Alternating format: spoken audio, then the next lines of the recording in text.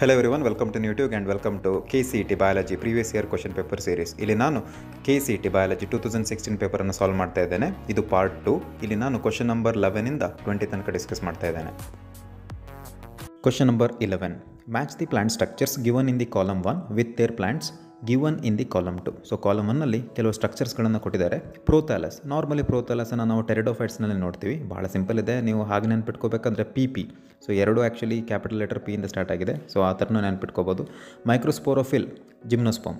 So normal ಈ ಸ್ಟ್ರಕ್ಚರ್ಸನ್ನು ನಾವು ಜಿಮ್ನೋಸ್ಪಮ್ಸ್ಗಳಲ್ಲಿ ನೋಡ್ತೀವಿ. ಪ್ರೋಟೋನೆಮಾ ಅಂತ ಹೇಳುವಂಥದ್ದು ಲೀಫಿ ಸ್ಟೇಜ್ ಮತ್ತು ಪ್ರೋಟೋನೆಮಾ ನಾರ್ಮಲಿ ನಾವು ಮಾಸಸ್ಸಲ್ಲಿ ನೋಡ್ತೀವಿ, ಅಂದರೆ ಬ್ರಯೋಫೈಟ್ಸ್ನಲ್ಲಿ ನೋಡ್ತೀವಿ. ಪೆನ್ ಅಂದರೆ ಪ್ರೈಮರಿ ಎಂಡೋಸ್ಪಮ್ ನ್ಯೂಕ್ಲಿಯಸ್ ಗೊತ್ತಿದೆ, ಪ್ಲಾಯ್ಡಿಯಸ್ ಟು 3N. ಸೊ ಇದನ್ನು ನಾವು ಏಂಜಿಯೋಸ್ಪಮ್ಸ್ಗಳಲ್ಲಿ ನೋಡ್ತೀವಿ. ಸೊ ಹಾಗೆ ನೋಡೋದಾದರೆ ಆಪ್ಷನ್ 4 ಕರೆಕ್ಟ್ ಇದೆ. ಸೊ ಇದ್ರ ಜೊತೆಗೆ ಇನ್ನೊಂದು 2 ಪಾಯಿಂಟನ್ನು ಬರೆದಿಟ್ಕೊಳ್ಳಿ, ಇಂಪಾರ್ಟೆಂಟ್ ಇದೆ. ಕೊಲೋನಿಯಲ್ ಆಲ್ಗೆ ಅಂತ ಕೇಳ್ತಾರೆ, ಯಾವುದು ಅಂತ, ವೋಲ್ವೋಕ್ಸ್. ಇನ್ನೊಂದು ಐಸ್ ಕ್ರೀಮ್ ಹಾಗೂ ಜೆಲ್ಲೀಸಲ್ಲಿ ಬಳಸುವಂತಹ ಕೆಲವು ಆಲ್ಗೆ ಪ್ರಾಡಕ್ಟ್ ಯಾವುದು ಅಂತ ಕೇಳ್ಬೋದು, ಅಥವಾ ಯಾವ ಆಲ್ಗೆಯಿಂದ ಐಸ್ ಕ್ರೀಮ್ಸ್ ಹಾಗೂ ಜೆಲ್ಲೀಸನ್ನು ಮಾಡ್ತಾರೆ ಅಂತ ಕೇಳ್ಬೋದು. ಗ್ರಾಸಿಲೇರಿಯಾ ಮತ್ತು ಜೆಲಿಡಿಯಂ ಬರೆದಿಟ್ಕೊಳ್ಳಿ, ಬಹಳ important. Question number 12. Snow blindness is cause due to. ನನ್ನ ಹಿಂದಿನ ಸೆಷನಲ್ಲಿ ಇದ್ರ ಬಗ್ಗೆ ಡೀಟೇಲ್ಡಾಗಿ ಹೇಳಿದ್ದೀನಿ. ಅಲ್ಟ್ರಾವೈಲೆಟ್ ಬಿ ರೇಡಿಯೇಷನಿಂದ ಸ್ನೋ ಬ್ಲೈಂಡ್ನೆಸ್ ಆಗ್ತದೆ. ಇದಕ್ಕೆ ಕಾರಣ ಏನು ಅಂತ ಹೇಳಿದ್ರೆ ozone hole. Option 1 is correct. Question number 13. A person who has allergy, the type of antibody produced in his body is ಅಂತ. ಸೊ IgA ನಾರ್ಮಲಿ ಕೊಲೆಸ್ಟ್ರಾಮಲ್ಲೇ ನೋಡ್ತೀವಿ. IgG which can cross placenta. IgE correct ಇದೆ. Option 3 correct ಇದೆ. ಇದು allergy ಟೈಮ್ನಲ್ಲಿ ಬರುವಂಥ ಅಥವಾ ಉತ್ಪತ್ತಿಯಾಗುವಂಥ ಒಂದು antibody. IgM it is the largest antibody, ನೆನ್ಪಿಟ್ಕೊಳ್ಳಿ. ಆಪ್ಷನ್ 3 ಕರೆಕ್ಟ್ ಇದೆ. Question number 14. Illusion means. ಈ DNA ಸಪರೇಷನ್ ಮಾಡಲಿಕ್ಕೆ ಅಗರೋಸ್ ಜೆಲ್ ಎಲೆಕ್ಟ್ರೋಫೋರೋಸಿಸನ್ನು ಯೂಸ್ ಮಾಡ್ತಾರೆ. ಹೌದು. ಸೊ ಆವಾಗ ನಾರ್ಮಲಿ ಇಥಿಡಿಯಂ ಬ್ರೋಮೈಡ್ ಅಂತ ಹೇಳುವಂಥ ಸ್ಟೈನನ್ನು ಯೂಸ್ ಮಾಡ್ತಾರೆ. ಆ ಇಥಿಡಿಯಂ ಬ್ರೋಮೈಡ್ ಸ್ಟೈನ್ ಯೂಸ್ ಮಾಡಿದಾಗ ಈ DNA ಬ್ಯಾಂಡ್ಸ್ ಏನಾಗ್ತದೆ, ಅದು ಆರೆಂಜ್ ಕಲರ್ ಆಗಿ ಅಪೇರ್ ಆಗ್ತದೆ.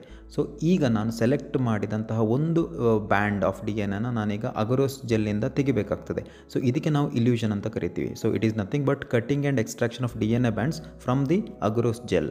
ಆಪ್ಷನ್ 2 ಕರೆಕ್ಟ್ ಇದೆ. Question number 15. The edible part of the fruit of apple is. Apple is nothing but false fruit, ಅಂದರೆ ಈ ಥಾಲಮಸ್ಸಿಂದ ಮಾಡಲ್ಪಟ್ಟಂಥ ಫ್ರೂಟ್. ಸೊ ಆಪ್ಷನ್ 1 ಕರೆಕ್ಟ್ ಇದೆ. ಪೆರಿಕಾರ್ಪ್ ಮತ್ತು ಎಂಡೋಕಾರ್ಪ್ ಅಂದರೆ it is the outer and inner layer of the fruit respectively. ಇನ್ನೊಂದು ಇನ್ವೊಲಕ್ರೆ ಅಂತಿದೆ. So ಇನ್ವೊಲಕ್ರೆ ಅಂತ ಹೇಳುವಂಥದ್ದು ಇದು ಒಂದು ಮೆಂಬ್ರೇನಸ್ ಎನ್ವಲಪ್ ನಾರ್ಮಲಿ ಫ್ರೂಟ್ಗಳಲ್ಲಿ ಇರುತ್ತೆ ಆ್ಯಕ್ಚುಲಿ, ಅಥವಾ ಈಗ ನಾವು ಬ್ರ್ಯಾಕ್ಟೇಟ್ ಅಂತಲೇ ಹೇಳ್ತೀವಿ. ಈಗ ನಿಮಗೆ ಗೊತ್ತಿರಬಹುದು, ಈ ಫ್ರೂಟಿನ ಕೆಳಭಾಗದಲ್ಲಿರುವಂಥ ಎಲೆಗಳ ಟೈಪ್ ಒಂದು ಸ್ಟ್ರಕ್ಚರ್, ಅದಕ್ಕೆ ನಾವು ಇನ್ವೊಲಕ್ರೆ ಅಂತಲೂ ಹೇಳ್ತೀವಿ. ಸೊ ಇನ್ನೊಂದು ಬರೆದಿಟ್ಕೊಳ್ಳಿ, ಡ್ರೂಪ್ ಅಂತ. ಸೊ ಡ್ರೂಪ್ ಅಂತ ಹೇಳಿದ್ರೆ 3 ಲೇಯರ್ಸಿಂದ ಮಾಡಲ್ಪಟ್ಟಿದ್ದು, ಅಂದರೆ ಪೆರಿಕಾರ್ಪ್ ಮತ್ತು ಮೀಸೋಕಾರ್ಪ್ ಮತ್ತು ಎಂಡೋಕಾರ್ಪ್. ಒಂದು ಫ್ರೂಟ್ನಲ್ಲಿ ಈ ಲೇಯರ್ಸನ್ನು ನೋಡ್ತೀರಿ. ಈ ಡ್ರೂಪಿಗೆ ಎಕ್ಸಾಂಪಲ್ ಯಾವುದು ಅಂತ ಹೇಳಿದ್ರೆ ಮ್ಯಾಂಗೋ ಮತ್ತು ಕೋಕೋನಟ್. ಈ ಡ್ರೂಪ್ ಫ್ರೂಟ್ಗಳಲ್ಲಿ ಒಂದೇ ಒಂದು ಸೀಡ್ ಇರಬೇಕು. ಸೊ ಸಿಂಗಲ್ ಸೀಡ್, ಅದಕ್ಕೆ ನಾವು ಡ್ರೂಪ್ ಅಂತ ಕರಿತೀವಿ. ಸೊ ಮ್ಯಾಂಗೋದಲ್ಲಿ ನಾವೀಗ 3 ಲೇಯರ್ಸನ್ನು ನೋಡ್ತೀವಿ. ಅದರಲ್ಲಿ ಒಂದು ಕ್ವಶನ್ ಕೇಳ್ತಾರೆ, which is the edible part of mango. Mesocarp, ನೆನ್ಪಿಟ್ಕೊಳ್ಳಿ, ಮೀಸೋಕಾರ್ಪ್. ಸೊ ಇಷ್ಟೇ ವಿಷಯ. So option 1 is correct for this question. Question number 16. Identify a micro organism that can produce biomass of protein ಅಂತ ಕೇಳಿದ್ದಾರೆ. ಸೊ ಬಯೋಮಾಸ್ ಆಫ್ ಪ್ರೋಟೀನನ್ನು ಉತ್ಪತ್ತಿ ಮಾಡುವ ಒಂದು ಟೆಕ್ನಾಲಜಿಗೆ ಏನು ಕರೀತಾರೆ, SCP, ಸಿಂಗಲ್ ಸೆಲ್ ಪ್ರೋಟೀನ್. ಇಲ್ಲಿ ಮಿಥೈಲೋಫೈಲಸ್, ಮಿಥೈಲೋಟ್ರೋಫಸ್ ಅಂತ ಹೇಳುವಂಥ ಒಂದು ಪರ್ಟಿಕ್ಯುಲರ್ ಆರ್ಗನಿಸಮ್ನ ಯೂಸ್ ಮಾಡ್ತಾರೆ. ಸೊ ಆಪ್ಷನ್ 3 ಕರೆಕ್ಟ್ ಇದೆ. ಈಗ ಮೊನಾಸ್ಕಸ್ ಪರ್ಪೂರಿಯಸ್ ಬಹಳ ಇಂಪಾರ್ಟೆಂಟ್. ಇದೊಂದು ಫಂಗೈ. ಇದರಿಂದ ಸ್ಟ್ಯಾಟಿನ್ಸ್ ಅಂತ ಹೇಳುವಂಥ ಒಂದು ಬಯೋ ಆ್ಯಕ್ಟಿವ್ ಮಾಲಿಕ್ಯೂಲನ್ನು ಉತ್ಪತ್ತಿ ಮಾಡ್ತಾರೆ. ಸ್ಟ್ಯಾಟಿನ್ಸ್ ಅಂದರೆ ಏನು ಅಂತ ಕೇಳ್ತಾರೆ, ಅಥವಾ ಯಾವ ಆರ್ಗನಿಸಮಿಂದ ತೆಗೆದಿದ್ದಾರೆ ಅಂತ ಕೇಳ್ತಾರೆ. So notes ಬರೆದಿಟ್ಕೊಂಬಿಡಿ. ಸ್ಟ್ಯಾಟಿನ್ಸ್ ಅಂತ ಹೇಳುವಂಥದ್ದು ಬ್ಲಡ್ ಕೊಲೆಸ್ಟ್ರಾಲ್ ಲೋವರಿಂಗ್ ಏಜೆಂಟ್ಸ್, ನೆನ್ಪಿಟ್ಕೊಳ್ಳಿ. ಆಸ್ಪರ್ಜಿಲಸ್ ನೀಗರನ್ನು ಎಲ್ಲಿ ಯೂಸ್ ಮಾಡ್ತಾರೆ ಅಂದರೆ ಸಿಟ್ರಿಕ್ ಆ್ಯಸಿಡ್ ಉತ್ಪಾದನೆಯಲ್ಲಿ ಯೂಸ್ ಮಾಡ್ತಾರೆ. ಸೊ ಟ್ರೈಕೋಡರ್ಮಾ ಪಾಲಿಸ್ಪಾರಮ್ ಅಂತ ಹೇಳುವಂಥ ಒಂದು ಆರ್ಗನಿಸಮನ್ನು cyclosporin A, what is it? It is nothing but immunosuppressive agent, ನೆನ್ಪಿಟ್ಕೊಳ್ಳಿ. ಸೊ ಈ ಕ್ವಶನ್ಗೆ ಆಪ್ಷನ್ 3 ಕರೆಕ್ಟ್ ಇದೆ. Question number 17. What is the function of the enzyme recombinase during meiosis. So ನಾನು ಈಗಾಗಲೇ ಹೇಳಿದ್ದೇನೆ, ಒಂದು ಕೋಡ್ ಕೊಟ್ಟಿದ್ದೇನೆ, how to remember this meiosis. ಅದರಲ್ಲಿ particularly prophase 1 of meiosis 1. So little Zara please don't dance ಅಂತ. So ನಮಗೆ ಗೊತ್ತಿರೋ ಹಾಗೆ ಪ್ಯಾಕೆಟಿನ್ ಅಂದರೆ ಪ್ಲೀಸ್ ಅಂತ ಹೇಳುವಂಥದ್ದು. ಪ್ಯಾಕೆಟಿನ್ ಸ್ಟೇಜ್ನಲ್ಲಿ ನಾನೊಂದು ಕೋಡ್ ಕೊಟ್ಟಿದ್ದೆ, CRT, ಕಾರ್ಟ್ ಅಂತ ನೆನ್ಪಿಟ್ಕೊಳ್ಳಿ ಅಂತ. ಸೊ C ಅಂದರೆ ಕ್ರಾಸಿಂಗ್ ಓವರ್, R ಅಂದರೆ ರೀಕಾಂಬಿನೇಸ್, T ಅಂದರೆ ಟೆಟ್ರಾಡ್. ಸೊ ಹಾಗೆ ನೋಡೋದಾದರೆ ರೀಕಾಂಬಿನೇಸ್ ಯಾವುದ್ರ ಜೊತೆ ಬರುತ್ತೆ?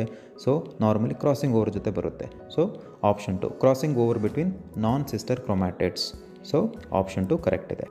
Question number 18. Identify from the following group of animals which exhibit oestrus cycle. ನಮಗೆ ಗೊತ್ತಿದೆ ಈಸ್ಟ್ರಸ್ ಸೈಕಲ್ ಹಾಗೂ ಮೆನಸ್ಟ್ರಲ್ ಸೈಕಲ್ ನಾರ್ಮಲಿ ನಾವು ಆ್ಯನಿಮಲ್ಸಲ್ಲಿ ಅಂದರೆ ಪರ್ಟಿಕ್ಯುಲರ್ಲಿ ಮ್ಯಾಮಲ್ಸಲ್ಲೇ ನೋಡ್ತೀವಿ. ಈಸ್ಟ್ರಸ್ ಸೈಕಲ್ ಅಂದರೆ reproductive cycle in non primates. So ಈ ಮಂಕೀಸ್ ಹಾಗೂ ಹ್ಯೂಮನ್ ಫೀಮೇಲ್ಸ್ನಲ್ಲಿ ಈ ಮೆನ್ಸ್ಟ್ರಲ್ ಸೈಕಲ್ ನಡೀತದೆ, ಈಸ್ಟ್ರಸ್ ಸೈಕಲ್ ಇರೋದಿಲ್ಲ. ಸೊ ನಾನ್ ಪ್ರೈಮೇಟ್ಸನ್ನು ನೀವು ಹುಡ್ಕೋಬೇಕು. Option 1 lion, deer, dog and cow. Option 1 is correct. Question number 19. The codon UU and UUC codes for phenylalanine only. This feature of genetic code is called. So ಬಹಳ simple ಇದೆ, ಅರ್ಥ ಮಾಡ್ಕೊಳ್ಳಿ. Phenyl alanine is nothing but 1 amino acid. ಹೌದು. So phenyl ಅಲೆನಿನ್ನ code ಮಾಡಲಿಕ್ಕೆ 2 codons ಇದೆ. ಇದರಿಂದ ಏನು ಅರ್ಥ ಆಯಿತು? ಒಂದು ಅಮೈನೋ ಆ್ಯಸಿಡ್ಗೆ ಕೋಡ್ ಮಾಡಲಿಕ್ಕೆ ಮಲ್ಟಿಪಲ್ ಕೋಡಾನ್ಸಿಂದ ಸಾಧ್ಯ ಅಂತ ಅರ್ಥ ಆಯಿತು.